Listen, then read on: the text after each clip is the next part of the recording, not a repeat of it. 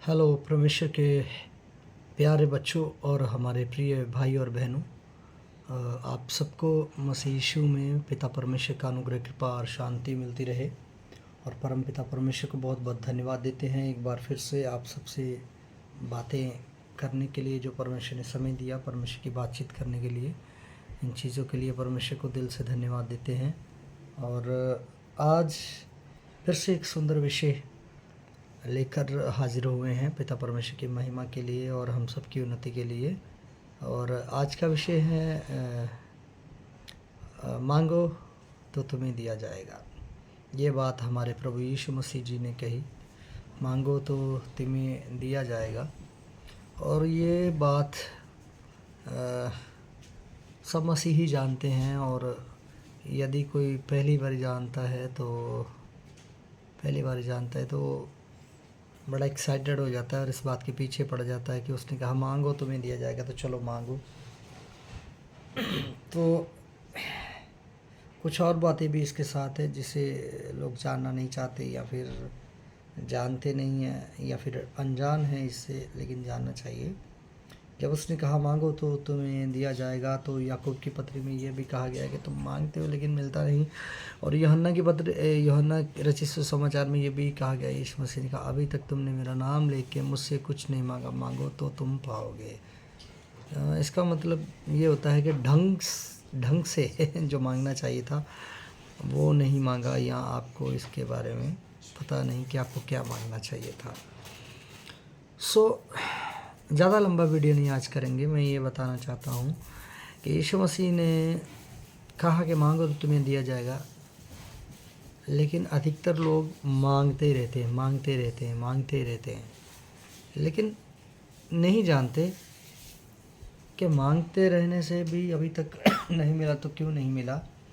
क्योंकि मांगने वाले यदि विश्वास से नहीं मांगेंगे तो उन्हें नहीं मिलेगा। ये बात कम लोग जानते हैं कि मैं विश्वास से मांग रहा हूँ या बिना विश्वास के। और कई बार प्रकट ना हो नहीं होती है जब चीज़, तो शक में आ जाता है इंसान के, लगता है परमेश्वर की इच्छा नहीं है या फिर मिलेगा नहीं। हकीकत ये है कि ध्यान रखना पड़ेगा मैं परमेश्वर से क्या मांग रहा हूँ, और ये भी कि मैं विश्वास से मांग रहा हूँ या नहीं, या फिर मुझे मांगने के बाद परमेश्वर पर विश्वास है या नहीं। सबसे पहले तो बात ये है, जब उसने कहा मांगो तो तुम्हें दिया जाएगा, तो लोग ये नहीं जानते हैं कि क्या मांगना है। वो मांगते हैं घर, गाड़ी, बंगला, बैंक बैलेंस, बच्चा, बीवी, बस ऐसी सी चीज़ें मांगते रहते हैं ना। ब से बैंक बैलेंस, ब से बच्चा, ब से बीवी, ब से बंगला, बस ये कुछ मांगते रहते हैं, जबकि पूरी बात याद नहीं रखते या फिर सुनते नहीं हैं। सुनते तो याद नहीं रखते हैं, चलते नहीं हैं। उसने कहा है कि दुनिया के लोग जैसे दुनियावी चीज़ों के पीछे पीछे भागते हैं, संसारिक चीज़ों के, तुम जो विश्वास करते हो, जिन्होंने जान लिया परमेश्वर को और उसके पुत्र को और चलने लगे हैं, वो लोग इन चीज़ों के पीछे पीछे मत भागो। और कई बार मुंह से हम लोग बोलते हैं कि हाँ मैं इन चीज़ों के पीछे नहीं भागता हूँ, मैं नहीं मांगता हूँ, लेकिन उन चीज़ों के पीछे भाग रहे होते हैं, चिंता करते हैं, कई बार प्रार्थना ही बहुत कर देते हैं ऐसी चीज़ों के लिए कि परमेश्वर में मिल जाएं। लेकिन चेक करना पड़ेगा कि अंदर विश्वास है तो किस चीज़ के लिए है? आत्मिक जीवन के लिए है, परमेश्वर को प्रसन्न करने के लिए है, या फिर सांसारिक चीज़ों के लिए है? अधिकतर लोगों के जीवनों में तो प्रार्थना सांसारिक चीज़ों के लिए है, विश्वास भी सांसारिक चीज़ों के लिए है, लेकिन यीशु मसीह की बात को पूरा फॉलो नहीं करते हैं। उसने कहा कि तुम्हें सांसारिक लोगों की तरह सांसारिक वस्तुओं के लिए उनके पीछे पीछे भागने की ज़रूरत नहीं है। तुम्हारा स्वर्गीय पिता मांगने से पहले ही जानता है कि तुम्हें मिल जाएंगी, तो मांगो। फिर क्या हुआ? उस शब्द का क्या? फिर मांगना चाहिए या नहीं मांगना चाहिए, या फिर क्या मांगना चाहिए? सच में उसने तो कहा खेत के स्वामी से ये मांगो कि वो मज़दूर भेज दे। कौन मज़दूर? कैसा मज़दूर? किस चीज़ के लिए मज़दूर? परमेश्वर ने कहा है उस बंदे को जो परमेश्वर की सेवा करना चाहता है, परमेश्वर का काम करना चाहता है। और वो हमें किस लिए चाहिए? उसका आंतरिक आत्मिक मतलब यही है कि हमें परमेश्वर के कामों के लिए मांगना चाहिए कि परमेश्वर आपका राज्य बढ़े, आपकी सेवा बढ़े, और हमारा ध्यान बस इस चीज़ के लिए होना चाहिए कि परमेश्वर की महिमा कैसे बढ़ सकती है, यही हमारी कामना होनी चाहिए, और इसी के ऊपर हमारा फोकस और मेहनत होना चाहिए। इसे परमेश्वर के राज्य की खोज करना कहते हैं। तो जैसे हम इसमें अपना मन लगाते हैं तो परमेश्वर हमारी ज़रूरत की सारी चीज़ों को अपने आप देते हैं। हालांकि वो बिन मांगे देते हैं, हालांकि उन्होंने तब भी दिया है जब हम उसको नहीं जानते थे, या फिर जानते तो थे लेकिन उसकी मर्ज़ी पर नहीं चलते थे, तब भी वो ये सारी चीज़ें दे रहा था परमपिता परमेश्वर। लेकिन जब हम उसकी इच्छा को जानकर चलना शुरू कर देते हैं तो प्रसन्न हो जाता है और भी अच्छे तरह से देना शुरू कर देता है। जब उसने कहा विश्वास से मांगो, तो ये भी देखना पड़ेगा कि हम विश्वासी हैं, या फिर ये भी देखना पड़ेगा किस तरह के विश्वासी हैं। कच्चे विश्वासी हैं, अधूरे विश्वासी हैं, या डगमगाने वाले विश्वासी हैं। ऐसे विश्वासी नहीं, ना कच्चे, ना अधूरे, ना डगमगाने वाले, स्थिर विश्वास वाले विश्वासी हमें होना पड़ेगा। और ये कैसे हो जाता है? जब हम परमेश्वर से प्यार करते हैं। जब हम परमेश्वर से प्यार करते हैं, हम उसकी सुनते हैं और मानकर चलते हैं। उससे हम एक पक्के विश्वासी बनते हैं, मजबूत विश्वासी बनते हैं। ऐसे विश्वासी के दिल में क्या खाऊंगा, क्या पीऊँगा, क्या पहनूँगा, इन चीज़ों के लिए चिंता नहीं होती है, मारामारी नहीं होती है, भागदौड़ नहीं होती है, और वो परमेश्वर में प्रसन्न रहता है, दिन रात मगन रहता है। और ऐसे बंदे के जीवन में किसी भली वस्तु की घटी कमी भी नहीं रहती है। तो मांगो तो तुम्हें दिया जाएगा, तो मांगो तो तुम्हें दिया जाएगा वाले शब्द को सुनते ही हर एक कोई संसारिक चीज़ों के बारे में समझ लेता है कि ये चीज़ें कही गई है। नहीं प्रियो, उन्होंने कहा है कि तुम्हारा स्वर्गीय पिता जानता है, तो फिर मांगने की क्या आवश्यकता है? तुम्हारा स्वर्गीय पिता जानता है तुम्हें इन वस्तुओं की ज़रूरत है, तुम्हें दे दी जाएंगी। तुम बस परमेश्वर के राज्य की खोज में रहो, उसके महिमा बढ़ने के लिए मांगो। तुम्हें कठिन परिश्रम नहीं करना पड़ेगा। जब तुम्हारा पिताजी स्वर्ग और पृथ्वी का मालिक है, तो तुम्हें वो संसार के लोगों की तरह ऐसी हार्ड वर्क थोड़ी ना कराएगा। इसका एक और भी मतलब है, हार्ड वर्क। परमेश्वर नहीं चाहते हैं कि आप संसारिक लोगों की तरह चिंता करो, परेशान रहो, संसारिक लोगों की तरह बस इन्हीं चीज़ों के पीछे पीछे भागते रहो, या ये चीज़ें तुम्हें तड़प तड़प कर मिलें। ये परमेश्वर की इच्छा नहीं है। परमेश्वर की इच्छा है संसार का स्वर्ग, सब प्रकार का आशीष आपको आराम से मिले। इसी में परमेश्वर की महिमा है। लेकिन क्या होता है कि हम ध्यान नहीं दे पाते हैं। हम कहते हैं मैं विश्वास करता हूँ या आगे से करूँगा। कैसे हम जो कहते हैं वो करने में सक्षम, मजबूत हो सकते हैं? यदि हम अपने मन को रोज़ परमेश्वर के सामने रखें, संगति में ज़्यादा से ज़्यादा रहें, और अपने मन की रक्षा भी करें। जैसे मन में नेगेटिव विचार आता तो तुरंत बोलें यीशु मसीह के नाम से, विचार आए बुरे विचार, जा तू मेरे लिए नहीं है, यीशु के नाम से जाओ, तो वो चला जाएगा। और अपने मन की कैसे रक्षा है, इसके ऊपर कभी डिटेल से वीडियो बनाऊंगा। अपने मन की रक्षा कैसे है? सबसे पहले तो मन के विचार को और मुंह के अंगीकार को तुरंत बदलना होगा। जैसे यीशु मसीह के मन में गेत्सेमनी बाग में प्रार्थना, बगीचे में प्रार्थना करते समय एक पल के लिए आ गया, ये प्याला मुझसे हट जाए, लेकिन तुरंत विचार को और अंगीकार को बदलते हुए यीशु ने कहा तब भी वह पूरा ना हो जो मैं चाहता हूँ, पिता वो पूरा हो जो आप चाहते हैं। इस प्रकार से आप भी करते रहेंगे तो करते करते करते करते आप जीतने के आदी हो जाएंगे, पक्के हो जाएंगे।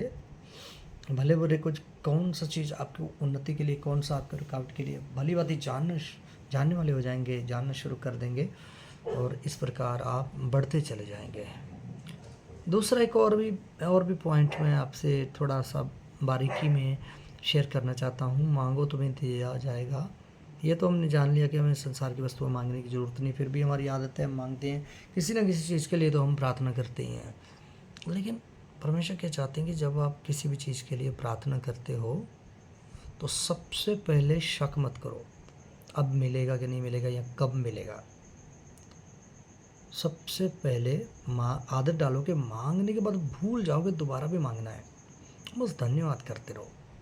परमेश्वर टोटल काम को बढ़िया से करा के आपके हाथ में देंगे। कई बार क्या होता है, मैं एक उदाहरण देता हूँ। हम परमेश्वर से मांगते हैं, परमेश्वर मुझे 10,000 की ज़रूरत है, आज 1 तारीख है और मुझे 10 तक चाहिए, 10 तारीख तक, आज फर्स्ट है 10 तक चाहिए। वचन हमने सुन लिया, मांगो, विश्वास करो, मिल गया है तो तुम्हें मिल जाएगा। तो हम कहते मिल गया धन्यवाद, मिल गया धन्यवाद, मिल चुका है, ऐसे से हम बोलते हैं। 2 तारीख को भी अच्छे से बोलते हैं, 3 को भी अच्छे से बोलते हैं, 4 को भी अच्छे से बोलते हैं। 5 तारीख को हमारे शब्द और हमारे विचार, हमारा अंगीकार और हमारा विचार चेंज होना शुरू हो जाता है। 6 को भी, 7 को भी, परमेश्वर आप ही के हाथ में है, आप ही के हाथ में मेरी इज्जत है, मेरे प्राण है, मेरा मान है, सम्मान है, ऐसे से हम बात करते हैं। घबराना शुरू कर देते हैं। और कई बार क्या होता है, 8-9 को बोलते हैं किसी ऐसे बंदे को भेज दो परमेश्वर, कोई ऐसा रास्ता खोल दो कि हमें ब्याज पर ही मिल जाए। तो हमने टोटली क्या करा, वहाँ पर अपने विश्वास को, अंगीकार को छोड़ दिया और परमेश्वर ने जो हमारे लिए रखा था उसको भी हमने टाल दिया। लेकिन हमें अंतिम समय तक याद बांधे रखना है और परमेश्वर को धन्यवाद देना है। परमेश्वर बहुत ही वफादार है, आपके मांगने और सोचने से कहीं अधिक बढ़कर काम करेगा। ऐसा कभी नहीं हो सकता है कि आपके लिए परमेश्वर काम ना करे। वो कहाँ से करे, मनुष्य को भेजे, पंछी को भेजे, जानवर को भेजे, मछली को भेजे, कौवे को भेजे, कहाँ से आपके लिए करेगा ये आपकी चिंता नहीं, आपका एक ही अंगीकार रहना चाहिए, परमेश्वर मेरा पिता है, मैं उसका बच्चा हूँ, मुझे ज़रूरत है और मेरे लिए तो इस चीज़ को होना पड़ेगा और हो गया, वो हो जाएगा आपके लिए। तो इसके लिए मैं आपको एक उदाहरण देना चाहता हूँ, मेरा गवाही। कुछ साल पहले की बात है, जब मैं नया नया परमेश्वर की सच्चाई में प्रैक्टिकल करना सीख रहा था। प्रैक्टिकल करना बहुत ज़रूरी है। हम जो सुनते हैं उसको करना बहुत ज़रूरी है। हमने करके नहीं देखा तो हम कभी खुद को विश्वासी नहीं कह सकते, ना कहना चाहिए। जैसे मुझे दिल्ली, अमृतसर से दिल्ली जाना था पंजाब से, और उन दिनों हालत बहुत खस्ता हुआ करती थी और पैसे तो नहीं हुआ करते थे। तो ये 10 साल से भी ज़्यादा शायद हो गए हैं, तब की बात है। ऐसे मेरे को दिल्ली जाना था और वहाँ पर मुझे एक सत्संग अटेंड करना था जिसका एक फ़ीस पे होना था, क्योंकि जहाँ पर नाइट स्टे करना है, 3 दिन के लिए खाना खाना है और ऐसे वगैरह वगैरह, तो मुझे पैसे चाहिए थे, लेकिन मेरे पास तो नहीं थे। सुन चुका था मनुष्य पर नहीं परमेश्वर पर भरोसा करना है, हर हाल में परमेश्वर आपके लिए करेंगे। हमारे हाथ में अभी हम परमेश्वर से लेना चाहते हैं, ये मनुष्य से। मनुष्य पे आशा रखोगे, हो सकता है आपको मिल जाएगा, लेकिन इतना नहीं मिलेगा कि आपके पास ज़रूरत से ज़्यादा हो। और मनुष्य से पाकर या मनुष्य पर आशा रखकर जब आप चलना सीखते हो तो श्रापित रहते हो। आपके पास ज़्यादा कुछ नहीं होगा, बार बार मनुष्य की तरफ देखना पड़ेगा। लेकिन जो कोई बंदा ये सीख लेता है कि मुझे लेना है तो बस परमेश्वर से लेना है, अब परमेश्वर मेरे को मनुष्य के द्वारा देना, जानवर के द्वारा देना है, कैसे देना, रास्ते पर उठा के फेंक के ऐसे मेरे को देना है, मेरे को परमेश्वर से लेना है, जो ये सीख जाता है वो कभी हाथ फैलाता नहीं है, हाथ खोल कर देने वाला बन जाता है। तो मैं इसे विश्वास किया, परमेश्वर मुझे 2,500 रुपये चाहिए और आपसे चाहिए। मैं किसी मनुष्य को रिक्वेस्ट नहीं करूँगा या मनुष्य की बाट नहीं जाऊँगा कि वहाँ से आएगा, यहाँ से आएगा। खैर अभी तो कोई दिक्कत नहीं है, परमात्मा अच्छी रोटी दे रहे हैं मुझे, मेरे परिवार को भी, हमारा बहुत अच्छा चल रहा है।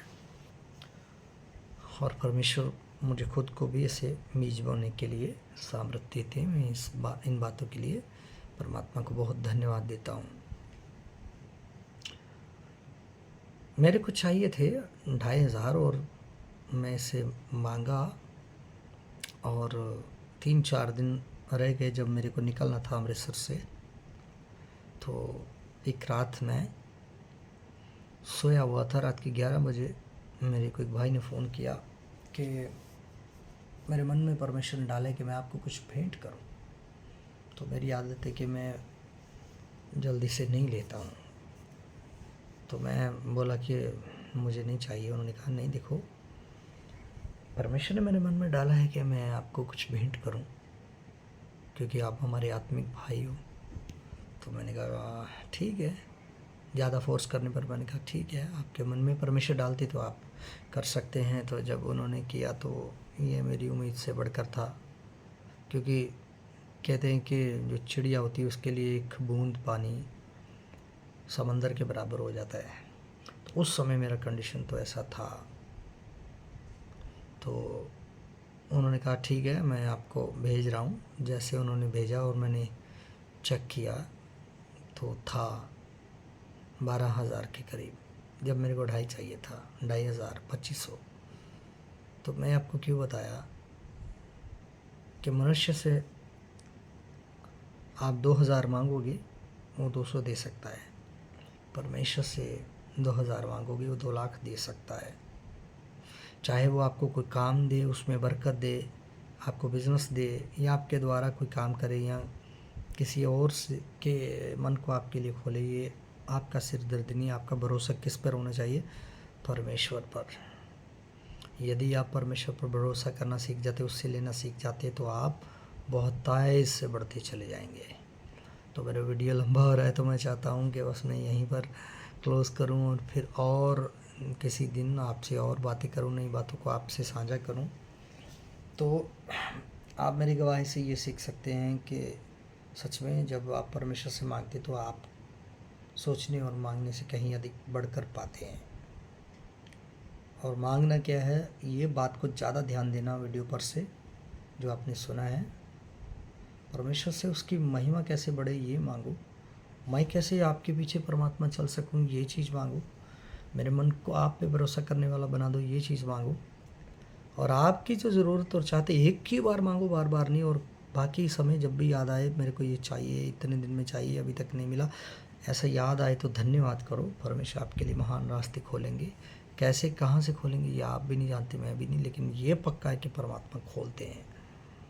तो पिता परमेश्वर का आशीर्वाद, अनुग्रह, बरकत आप पर होता रहे, बढ़ते रहिए। जो भी सुनते हैं प्रैक्टिकल ज़रूर कीजिए। प्रैक्टिकल करने से परमेश्वर की महिमा हमारे जीवनों में बहुत आय से प्रकट होती है। और लास्ट में ये कहना चाहूँगा कि आप जब यूट्यूब से वचन को परमेश्वर के इस जन के द्वारा सुनते हैं, तो आप जो प्रैक्टिकल करके अपने जीवन में गवाही प्राप्त करते हैं, परमेश्वर से चिन्ह चमत्कार प्राप्त करते हैं, तो वो मेरे साथ भी शेयर करें, अच्छा लगेगा। और आपके जीवन में विश्वास करने के बाद क्या परमेश्वर ने काम किया, मैं ऐसे यूट्यूब पर बताने की भी पूरी कोशिश करूँगा। और आप प्रैक्टिकल करेंगे तो आप तो महाधन्य हो जाएंगे, ये पक्का है। और याद रखना, ऐसे कभी नहीं होता है कि कोई आपके लिए प्रार्थना करे तभी आपके जीवन में काम होगा। स्वर्ग में बैठा स्वामी हर एक उस विश्वासी से प्रसन्न होता है जो कोई मेरे लिए प्रार्थना करे, चमत्कार हो, ऐसा इंतज़ार नहीं करता है। परमेश्वर ने मसीह को इसीलिए भेजा ताकि प्रत्येक जन विश्वास करने वाला मसीह से परमेश्वर के बारे में सुन के परमेश्वर से जुड़ जाए। आज परमेश्वर के भक्त लोग, सेवक, अगुआ, ये किस लिए होते हैं? ताकि हम उनसे परमेश्वर के बारे में सुनकर परमेश्वर से जुड़ जाएं। एक उदाहरण देके मैं क्लोज़ करना चाहता हूँ। आखिरकार मेरा वीडियो लंबा हो ही गया, मैं लंबा नहीं बनाना चाहता था। जैसे किसी लड़की की शादी हो जाती है, लड़की और लड़के का जो मेल मिलाप शादी होता है, वो एक बिचौला, एक बिचवई के द्वारा ही मेल मिलाप होता है। लेकिन जब शादी हो जाती है तो लड़की बार बार उस बिचौलिए से नहीं कहती है कि अंकल या आंटी या सर, आप मेरे पति को बोलना मेरे को एक नया सूट चाहिए, या उनको बोलना मुझे चूड़ियाँ बिंदी चाहिए, वो डायरेक्ट अभी अपने पति को बोलती है। इसीलिए यीशु ने भी कहा कि अब ये ज़रूरी नहीं कि मैं तुम्हारे लिए प्रार्थना करूं तब पिता सुनेगा, तुम प्रार्थना करोगे और पिता सुनेगा। क्यों? क्योंकि तुमने पिता को और पिता ने तुमको जान पहचान लिया है। यदि हम दूसरों का ही भरोसा करते तो अभी तक हमने उस पिता को नहीं जाना है। तो मैं आग्रह करता हूँ, विनती करता हूँ कि इन वचनों के द्वारा परमेश्वर आपकी समझ को और खोले और उस पिता को आप बहुतायत से जानें और अपने जीवन में उस जीवन को ले लें जिसके विषय में यीशु मसीह ने कहा कि मैं इसीलिए आया कि आपके जीवन मिले, वरन बहुतायत से मिले। पिता चाहते कि आपका जीवन बहुतायत का जीवन हो और आप महा आनंद के साथ जिएं। आपको देख मात्र ही लोग कहें कि मुझे भी वो सुनना है जो आपने सुना, वो लेना है जो आपने लिया, वहाँ जाना है जहाँ आप जाते हैं, और उनका जीवन भी आपके अच्छे खुशहाल जीवन को देखकर बदल जाए। परमेश्वर के साथ जुड़े। आप पर परमेश्वर का अनुग्रह कृपा सदा होता रहे। यीशु मसीह के नाम से आमीन। फिर मिलेंगे।